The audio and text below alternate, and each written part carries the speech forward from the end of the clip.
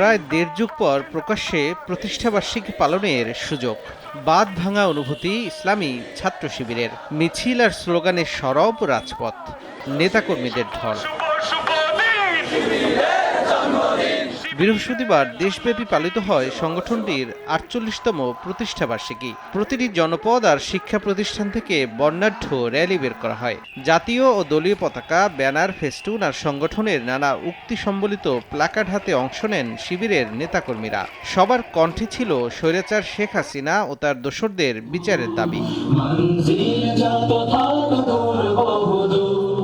মিছিল শেষে সংক্ষিপ্ত সমাবেশ ও আলোচনা সভা অনুষ্ঠিত হয়। এতে সংগঠনের প্রতিষ্ঠা, ত্যাগ, সফলতার কথা তুলে ধরেন সাবেক ও বর্তমান নেতারা।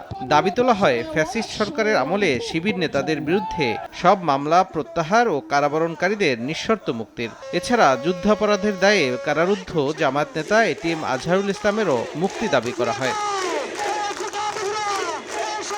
১৯৭৭ সালের ৬ ফেব্রুয়ারি মাত্র ৬ জন সদস্য নিয়ে ঢাকা বিশ্ববিদ্যালয়ের কেন্দ্রীয় জামে মসজিদ থেকে প্রতিষ্ঠিত হয় বাংলাদেশ ইসলামী ছাত্র শিবির। তৌফিক মাহমুদ, সময় সংবাদ।